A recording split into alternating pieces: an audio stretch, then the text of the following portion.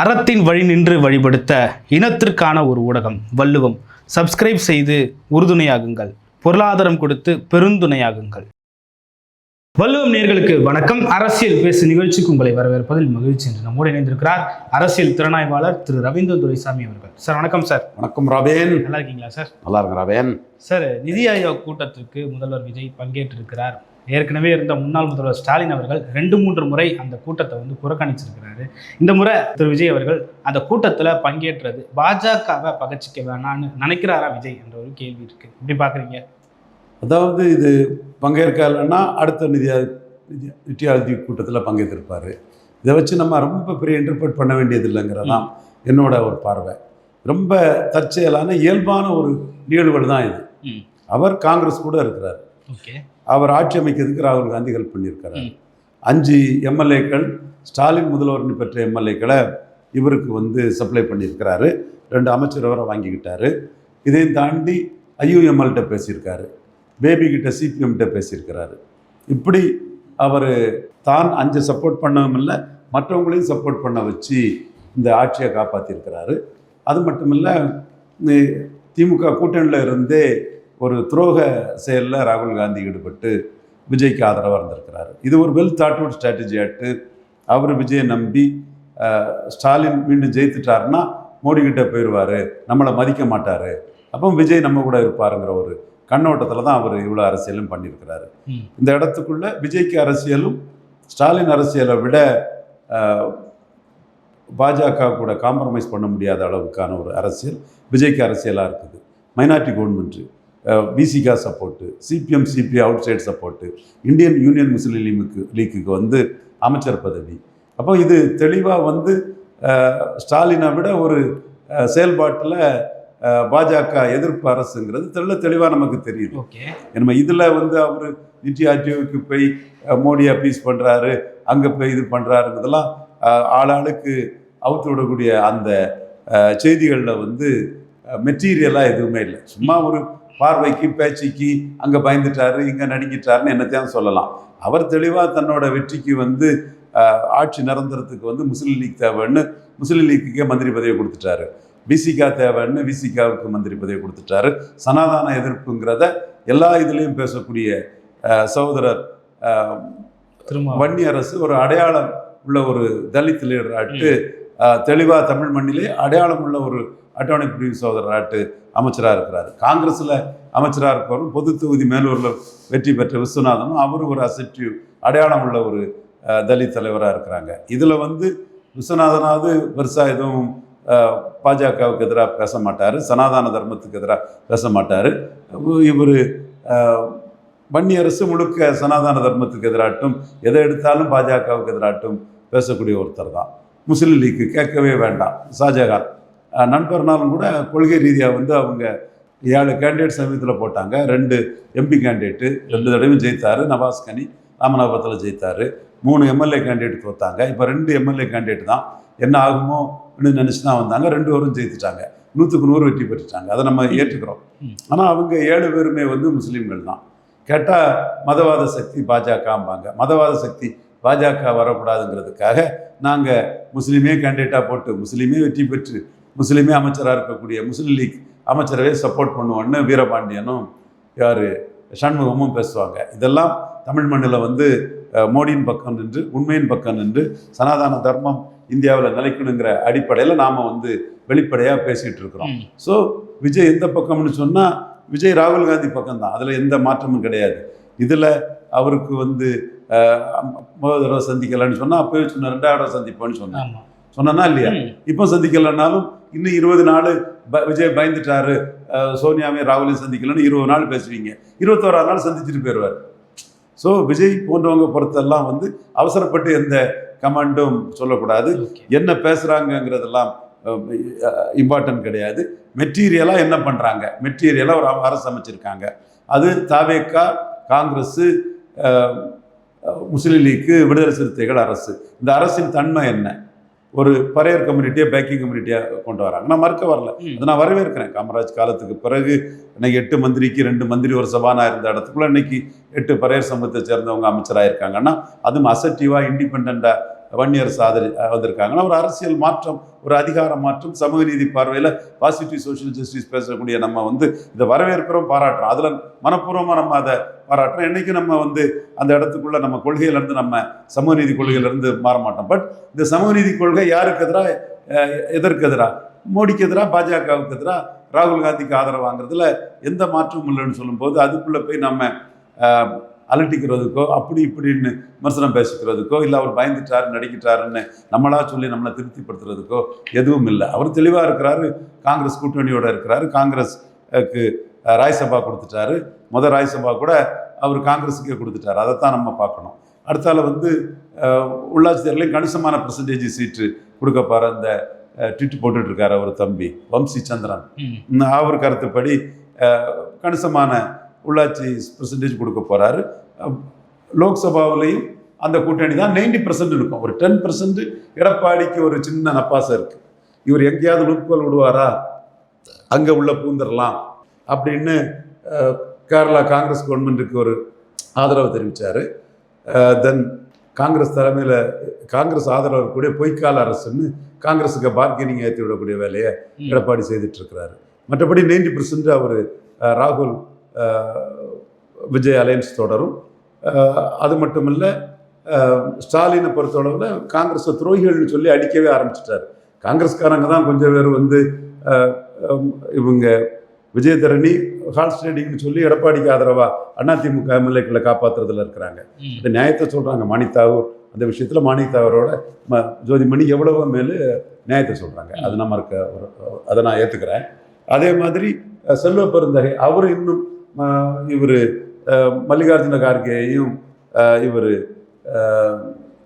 சோனியா காந்தியும் பயன்படுத்தி திமுக கூட்டணி அந்த ஆப்ஷனை க்ளோஸ் பண்ணாமல் போயிட்டுருக்கிறார். ஸோ இதெல்லாம் காங்கிரஸ் பேரம் அது இதுன்னு சில விஷயங்கள் பண்ணிட்டு இருக்காங்களே தவிர என்னை பொறுத்தளவில் 90% ராகுல் விஜய் கூட்டணி தொடரணும்னு தான் நான் பார்க்குறேன். சார், நேற்றைய தினத்தில் தினமலர் செய்திகளில் வந்தது என்னென்னா, இந்தியா கூட்டணி இப்போதைக்கு வேணான்னு விஜய் வந்து தள்ளி வச்சிருக்கிறதா சொல்கிறாங்க. இப்போதைக்கு பாஜகவை எதிர்க்க வேணாம், இந்தியா கூட்டணியில் வேணாம். இது நான் எலெக்ஷன் பீரியடு. இந்தியா கூட்டணி இல்லைங்கிறதெல்லாம் மேட்டர் இல்லை. ராகுல் காந்திக்கும் விஜய்க்கும் வந்து ஒரு அக்ரிமெண்ட் இருக்குது. ராஜ்யசபா, உள்ளாட்சி தேர்தல், மக்களவை தேர்தல்னு இருக்குது. ஸோ இந்த இடத்துக்குள்ள ராகுல் காந்தி தரப்பு தான் ஸ்டாலினை காட்டி நாங்கள் ஸ்டாலின்கிட்ட போயிடுவோம், நாங்கள் நினச்சா நாங்கள் மீண்டும் ஜெயித்துருவோம், நீங்கள் தோற்றுருவீங்க, நாங்கள் எடப்பாடி கிட்ட போயிடுவோம், ஜோதிமணியை காட்டி சொல்லி அவங்க தான் விஜய்கிட்ட பேரம் பேசுவாங்க. காரணம், அந்த ராகுல் காந்தி தலைமை, சோனியா தலைமை, இந்திரா காந்தி தலைமை, ராஜீவ்காந்தி தலைமைலாம் வரும்போது ஜெயித்திருக்கு. என்னைக்கு நம்ம அடித்து காட்டுறோமோ, தமிழர்கள் வந்து இந்த நம்பிக்கை துரோக கட்சியை தோக்கடிச்சு காட்டுறோமோ, அன்னைக்கு தான் இந்த கட்சிக்கு பின்னாடி போகிறதுக்கு விடுவாங்க. இன்னும் கூட பிரியங்கா காந்தி தலைமை ஏற்று திமுக காங்கிரஸ் கூட்டணி வந்துடாதான்னு நினைக்கக்கூடியவங்களும் திமுகவுக்குள்ளே இருக்கிறாங்க. வேதனையாக இருக்காது, வேதனையாக இருக்குங்க. இந்த துரோக கும்பல்னு அத்தனை திமுகன்னு அடிக்க வேண்டாமா காங்கிரஸ்? அது ராகுல் போயிடுவான், சோனியா வந்துடுவாங்க, நம்ம பிரியங்கா வந்துடுவாங்க, நம்ம பிரியங்கா பிடிச்சி காங்கிரஸ் கூட்டணியை பிடிச்சிடலான்னு நினைக்கக்கூடிய திமுக காரங்களும் இருக்காங்க. இது தமிழ்நாட்டோட ஒரு அடிமை மண்ணாட்டு ஒரு வேதனையான ஒரு நிலைப்பாட்டை தமிழக மக்கள் எடுக்கிறாங்க. நிச்சயமாக பாஜகவை காட்டி, இந்துக்களை பிரதிநிதிப்படுத்தக்கூடிய பாஜகவை காட்டி ஒரு சந்தர்ப்பவாத அரசியல் செய்த கட்சிகளை 2029 மக்களவைத் தேர்தலில் மக்கள் தண்டிப்பாங்கன்னு நான் எதிர்பார்க்குறேன். அது நியாயமான எதிர்பார்ப்பாக தான் நான் பார்க்குறேன். ஓகே சார், சீமான் அவர்கள் சமீப நாட்களில் எந்த ப்ரெஸ் மீட்டும் இல்லாமல் இருந்தது. சமீபத்தில் போட்ட ஒரு கூட்டத்தில் காங்கிரஸை வெக்க மயிர் இல்லையான்ற மாதிரி கேட்டிருந்தாரு. சில விஷயங்கள் ரொம்ப காட்டமான விமர்சனங்களை வச்சுருந்தார். அதுக்கு காங்கிரஸ் தரப்பில் வந்து ஒரு பெரிய போராட்டத்தை முன்னெடுத்து சீமான் உருவப்படத்தை எரிக்கணும், சீமான் உருவப்படத்தை வந்து இது பண்ணுறோன்னு சொல்லிட்டு பல விஷயங்கள் பண்ணியிருந்தாங்க. எப்படி பார்க்குறீங்க சார்? சீமான் காங்கிரஸ் எதிர்ப்பை டைல்யூட் பண்ணியிருக்கவே கூடாது, வேகமாக அதை தான் பண்ணியிருக்கணும். இப்போ பண்ணுறது வந்து பாராட்டத்தக்கது, வரவேற்கத்தக்கது. இப்போ நீங்கள் எனக்கே வந்து சில தகவல் என்ன கிடைக்குதுன்னா, தமிழ் தேசிய வாக்குகள் வந்து சீமானை கைவிட்டுக்கிட்டு விஜய்க்கு போச்சு. அப்போ விஜய் தனிச்சு நிற்கும்போது அந்த வாக்குகள் போச்சு. இப்போ காங்கிரஸ் கூட விஜய் சேர்ந்தனால சீமானனுக்கு நாங்கள் தப்பு பண்ணிட்டோம், நாங்கள் சீமானனுக்கு தான் ஓட்டு போட்டிருக்கணுங்கிற கருத்தே பலரும் சமூக வலைத்தளங்களில் பதிவிடுறாங்க. ஸோ நாம் தமிழருங்கிற கட்சியின் பிறப்பே பிணக்குவியில் இருந்து பிறந்த கட்சிங்கிறதும், பிரபாகரனை பழி வாங்கிறதுக்கு, ராஜீவ் மர்டருக்காக ஒரு எண்ண ஓட்டத்துக்குள்ள பழிவாங்க நடவடிக்கையில் பிறந்த கட்சிங்கிறது தான் நாம் தமிழர் கட்சியோட நிலைப்பாடு. அதைத்தான் அவங்க சொல்லிட்டு இருக்கிறாங்க. அந்த நிலைப்பாடு தான் அவங்களோட மெயின் நிலைப்பாடுங்கிற லெவலில் அதை முன்னெடுத்துட்டு போகிறது தான் அவங்களுக்கு பலனளிக்குங்கிறது என்னுடைய பார்வை. ஓகே சார், அந்த விவகாரத்தில் அவர் பேசுனதுக்கு திமுகவை சார்ந்த ஒரு முக்கியமான பேச்சாளர் சரவணன் அவரோட பேர், அவர் வந்து சீமான் நாங்கள் மட்டும் இல்லைன்னா சீமான் என்றைக்கும் காங்கிரஸை முடிச்சு விட்டுருப்பாரு அப்படின்ற மாதிரி பேசினார். எப்படி பார்க்குறீங்க அதை? திமுககாரர் திமுக சரவணன் பேசுறது நியாயம்தான். ஆனால் நீங்கள் முதுகில் குத்து வாங்கிக்கிட்டு மீண்டுமே காங்கிரஸை வளர்த்து விடுறதே உங்களுக்கு வழக்கமாக இருக்க. இப்போ கூட ராகுல் காந்தி யூஸ்லெஸ்ன்னு வெளியேறிடுவார், பிரியங்கா காந்தி வந்துடுவாங்க, நம்ம பிரியங்கா காந்தி ஸ்டாலின் கூட்டணி வந்துருங்கிற பேச்சும் திமுகவுக்குள்ளே இருக்குதுல்ல. இதெல்லாம் இப்போ நமக்கு ஆச்சரியமாட்டு அதிசயமாட்டு இருக்குது. மற்றபடி சரவணன் பேச்சு வந்து பாராட்டத்தக்கது. சரவணன் உண்மையான திமுக தொண்டரின் உணர்வை வெளிப்படுத்தியிருக்காங்கிறதா என்னோட பார்வை.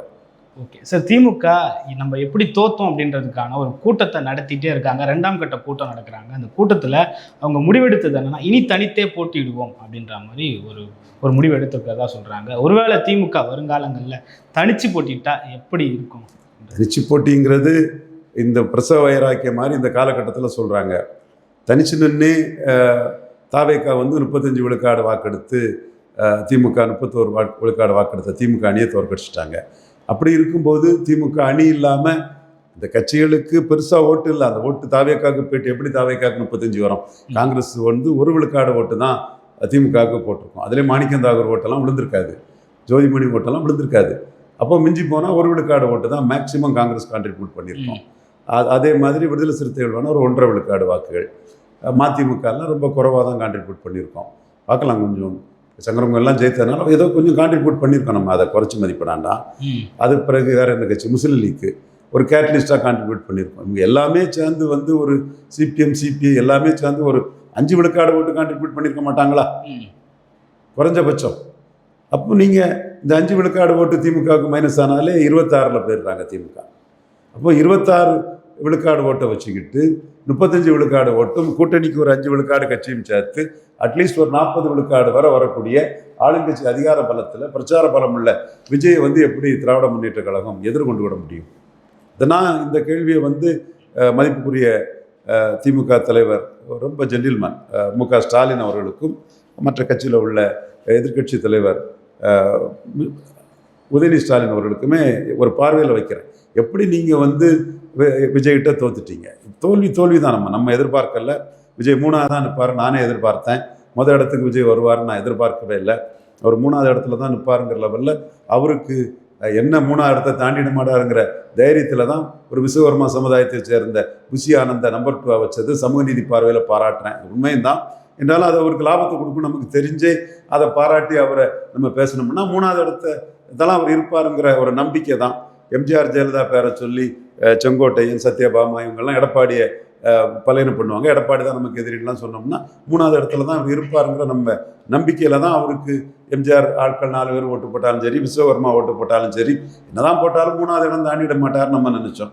அவர் மொதல் இடத்துக்கு வந்து ஸ்டாலினையும் தோக்கடிச்சிட்டாரு, எடப்பாடியும் தோக்கடிச்சிட்டாரு. ஸோ இது ரிசல்ட்டை நம்ம ஏற்றுக்கிட்டு தான் தீரணும். இப்போ விஜய் வந்து 2 பேருமே தோக்கடிச்சிட்டாருங்கிறதான் உண்மை. இப்போ மீண்டும் நம்ம பழைய பொசிஷனில் இருந்துக்கிட்டே அரசியலை பேசுகிறது வந்து ஒரு சரியான ஒரு பார்வையாக இருக்காது.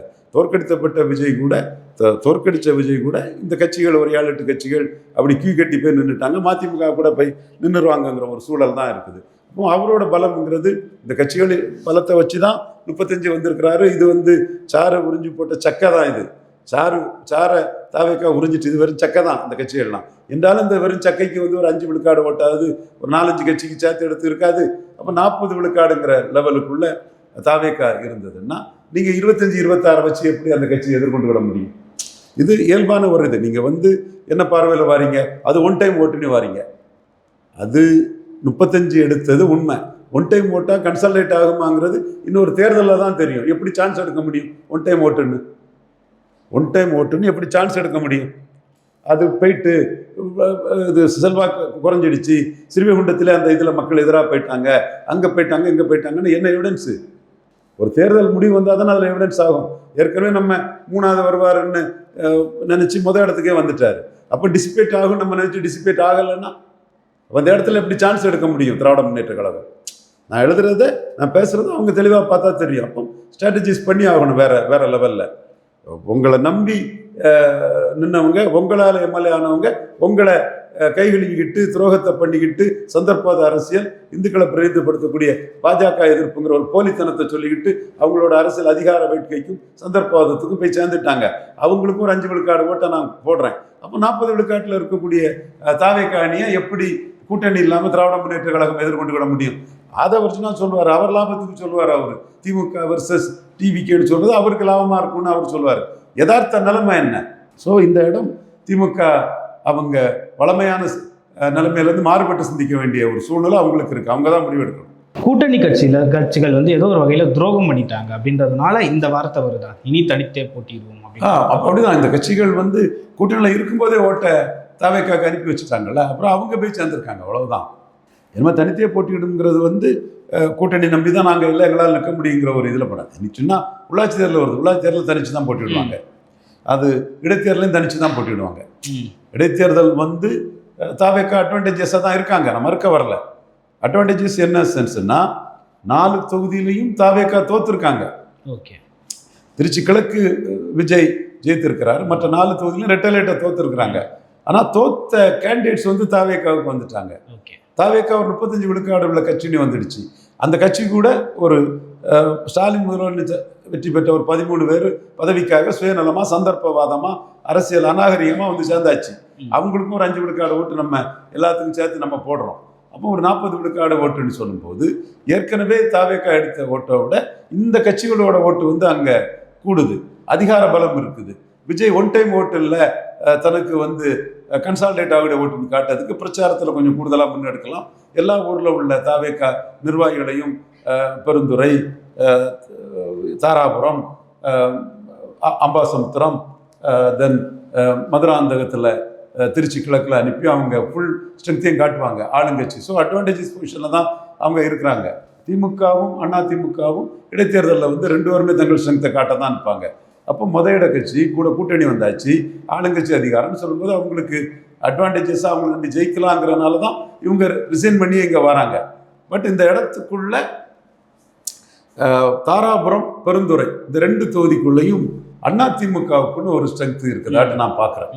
ஏன்னா விஜய் 35 விழுக்காடு தமிழகத்தில் எடுக்கும்போது விஜயை கீழே தள்ளி தாவேக்காவை கீழே தள்ளி 40 விழுக்காடு தாராபுரத்தில் எடுத்திருக்காங்க. அதில் ஒன்று கேண்டிடேட் வெயிட் ஒன்றும் பெருசாக சொல்கிறதுக்கு ஒரு புதுமுக அருந்ததியர் சகோதரியை தான் கேண்டிடேட்டாட்டு போட்டிருக்காங்கன்னு சொல்லும்போது அதில் வந்து உங்களுக்கு பெரிய கேண்டிடேட் வெயிட்டு அம்பாசமுத்திரம், எஸ்கி சுப்பியா மாதிரிலாம் அங்கே பேசுறதுக்கு இல்லை. சுப்பியா செல்வாக்கான ஒரு அது நம்ம ஒரு நல்ல மனிதர். அவர் நம்ம உலகத்துக்கும் ஒரு இதானவர், ஒரு நல்ல இதுதான். நம்ம அவரை குறைச்சி சொல்ல வரல. பட் அவர் கட்சி மாறினதுக்கு ஒரு எதிர்ப்பு இருக்குது. செட்டிக்குளம் சவுந்தரராஜன் போன்றவங்களும் அதை முன்னெடுத்து அவங்களே கேண்டிடேட் ஆகணும்னு அவர் இந்து நாடார், அவர் ராய்சபா இருந்தவர், அவங்கெல்லாம் முயற்சிகள் நடக்கிறாங்க. பட் நான் இந்த 2 தொகுதிக்குள்ள அதிமுகவுக்கு பெருந்துறைக்குள்ளேயும் தாராபுரத்துக்குள்ளேயும் அதிமுக ஏற்கனவே வெற்றி பெற்ற தொகுதி. இப்போ அதுக்குள்ள அவங்களுக்கு பெருந்துறை தாராபுரத்தில் வேலுமணியை கொஞ்சம் அட்ஜஸ்ட் பண்ண வேண்டியது இருக்கும். வேலுமணி ஒரு ஆர்கனைசர், ஒரு நல்ல ஆர்கனைசர் கெப்பாசிட்டி உள்ளவர். வேலுமணி அட்ஜஸ்ட் பண்ணி அவங்க களத்துக்குள்ளே நின்னாங்கன்னா தாராபுரம் பெருந்துறையில் அதிமுக ஃபைட்டை கொடுத்துருவாங்கங்கிற மாதிரி தான் நான் பார்க்குறேன். அதில் எடப்பாடி கோட்டை விட்டாருன்னா கஷ்டம்தான் எடப்பாடிக்கு. அதில் வந்து அவர் கொஞ்சம் ஃபைட் கொடுக்க முடியுங்கிற நம்பிக்கையில் தான் அவர் வந்து 4 நிற்போம் ஜெயிப்போங்கிற ஒரு வார்த்தையை அவர் விட்டுருக்கிறார். அதை நம்ம ஏற்கனவே ஒரு ஜெயித்த தொகுதிங்கிறனால அதை நம்ம அண்டர் எஸ்டிமேட் பண்ணாட்டான் யாரையும். அதே மாதிரி மதுராந்தகம் குமாரவேல் தொகுதியிலையும் அன்புமணி பெரிய ஃபோல்ஸ். அன்புமணி பெரிய ஃபோல்ஸ். அவர் அதில் பேசுகிற கருத்துக்களை நம்ம மதித்து தான் தீரணும். அன்புமணி அந்த கட்சி மாறக்கூடிய இதை வந்து கடுமையாக விமர்சிக்கிறத வந்து நம்ம மதிப்பு கொடுத்து தான் அதை பார்க்கணும். அது எடப்பாடி ப்ளஸ் அன்புமணிங்கிறது வந்து அந்த இடமும் வந்து ஒரு ஃபைட்டை கொடுக்க முடியும். அப்புறம் பாஜக வந்து உள்ளாட்சி தேர்தலில் இங்கே கூட்டணிங்கிறவங்க சொல்கிறாங்க. பொன்னார் போன்ற ஆர்எஸ்எஸ்ல இருந்து வந்தவங்க வந்து உள்ளாட்சியில் நம்ம பெரிய அளவில் நிற்கணும். அண்ணாமலை 19 உள்ளாட்சியில் இருந்தாலும் அந்த மாதிரிப்பட்ட எண்ண ஓட்டம் பொன்னார் போன்றவங்களுக்கு இருக்காங்க. இப்போ கோர் கமிட்டி எல்லாமே வினோஜ் பி செல்வம் பொன்னார் எல்லாமே டெல்லியில் போயிருக்கிறாங்க. பட் அவங்க வந்து இன்னைக்கு உள்ள லெவலில் 21 விழுக்காடு வாக்கு கொண்ட எடப்பாடியை விட்டுறாண்டா. ஏற்கனவே மக்களவையில் 20 விழுக்காடு எடுத்ததுனால தான் இந்த 20 வந்து நமக்கு அடுத்தால பார்லிமெண்ட்டுக்கு தேவைங்கிற அடிப்படையில் சட்டமன்றத்துக்கு ஒரு என்டிஏங்கிறக்காக கூட்டணி போனாங்க. அது நமக்கு ஏற்றுக்கொள்ளாத முடியலனாலும் கூட அவங்க போனது அந்த 20 விழுக்காடுக்காக தான். இப்போ அது 21 விழுக்காடாக வந்திருக்குது. 0.75 வந்திருக்குன்னு துல்லியமாக கணக்கு போட்டு ஓஎஸ் மணியும் சொல்கிறாரு. ஸோ அந்த இடத்துல பாஜகவும் அவங்க கூட நிற்பாங்க. ஸோ தாராபுரம் அண்ட் பெருந்துறையில் அதிமுக ஒரு ஃபைட்டை கொடுக்கறதுக்கான ஒரு சாத்தியக்கூறுகள் இருக்கிறதா தான் நான் பார்க்குறேன். நான் ஒரு புள்ளிக்குள்ளே அது சில கணக்குகளை போடுறேன். அதை எப்படி தாவேக்கா முறியடிக்க போகிறாங்கங்கிறத பொறுத்திருந்து தான் பார்க்கணும். ஓகே சார், அப்போ இடைத்தேர்தல் 5ல் ஆளுங்கட்சி ஜெயிக்கிறதுக்கான வாய்ப்புகள் கொஞ்சம் குறைவாக தான் இருக்குது அப்படின்னு நம்ம எடுத்துக்கலாம். அவங்க ஜெயித்து காட்டி இது ஒன் டைம் ஓட்டு இல்லை, கன்சால்டேட் ஓட்டுன்னு காட்டுறதுக்கு அவங்க நிற்பாங்க. இல்லை இது ஒன் டைம் ஓட்டு தான்னு தங்களோட ஃபுல் ஸ்ட்ரென்த்தையும் காட்டுறதுக்கு ஆஸ்டின், அனிதா ராதாகிருஷ்ணன், கண்ணப்பன் இவங்கெல்லாம் வந்து இது அம்பாசமுத்திரம் நிற்கிறாங்க. இன்னும் சொல்லப்போனால் அனிதா ராதாகிருஷ்ணன் போன்றவங்க கட்சியிலே தங்களுக்கு ஒரு பெரிய பதவி, மேல்மட்ட ஒரு பதவி, நாடார்களின் பிரதிநிதியாக வேணுங்கிற ஒரு எதிர்பார்ப்பும் அவங்களுக்குள்ள இருக்குது. அந்த எதிர்பார்ப்பை நிறைவேற்றக்கூடிய அளவுக்கு பெஞ்சமினை கட்சியில் சேர்க்கறதுனாலும் சரி, வெங்கட்ராமன் அந்த முயற்சிகளை பண்ணாங்க. பல முயற்சிகளை அவங்க ஈடுபட்டு கட்சிக்குள்ளே ஒரு பேர் எடுத்து ஒரு ஆர்கனைசராக கட்சிக்குள்ளே ஒரு தங்களோட இடத்தை வந்து உயர்த்திக்கிடணுங்கிற முயற்சியில் அனிதா ராதாகிருஷ்ணன் போன்றவங்க ஈடுபடுறாங்க. அவங்களும் வந்து ஒரு திராவிட முன்னேற்ற கழகம் சார்பாக ஒரு நாடார் கேண்டிடேட்டை போட்டு அவங்க வெயிட் பண்ணுறாங்க. அல்லது வேறு ஏதாவது ஹிடன் வியூகங்களை வச்சு அவங்க அம்பாசமுத்திரத்தை வெற்றி பெறணுங்கிற எண்ணம் வந்து திமுக கழகத்துக்கு இருக்குது. அதிமுக சார்பாட்டும் செட்டிக்குளம் சவுந்தரபாண்டியன், அவர் இந்த நாடார் வகுப்பை சேர்ந்தவர், இவர் எஸ்ஐசிபியோட செல்வாக்கை மதிக்கக்கூடியவர் தான். பட் அதிமுக விட்டு போனதில் தொண்டர்கள் எங்கே கூட நிற்பாங்கங்கிற ஒரு கருத்தை சவுந்தரராஜன் வந்து கருத்தை முன்வைக்கிறாரு. ஸோ அவங்களுக்கும் வந்து எம்ஜிஆர் ரெட்டலைங்கிற சென்டிமெண்ட்டுக்குள்ளே இந்த ஃபைட்டை போட்டு பார்க்குறதுக்குள்ள ஒரு சூழ்நிலை, ஒரு இது அவங்களுக்கு இருக்கதா தான் நான் பார்க்குறேன். ரிசல்ட்டுக்குள்ளே போக விரும்பல. ஸோ மும்முனை போட்டியை வந்து கொடுக்கக்கூடிய அளவுக்கு தான் இந்த இடம் வந்து களம் வந்து இருக்கும். சீமானும் அவர் தமிழ் தேசிய வாக்காளர்களை தன் பக்கம் திருப்ப காங்கிரஸ் கூட விஜய் போயிட்டாருங்கிறத முன்னிறுத்தி அவரும் களமாடலாம். நாம் தமிழர் அது சீமான் நிற்கிறாரா, கட்சி கேண்டிடேட் நிற்கிறாராங்கிறத அவங்க தான் முடிவு பண்ணி அறிவிப்பாங்க. ஓகே, பல்வேறு கருத்துக்களை பகிர்ந்து கொண்டீங்க. மற்றும் ஒரு காலம் சந்திப்போம். நன்றி சார்.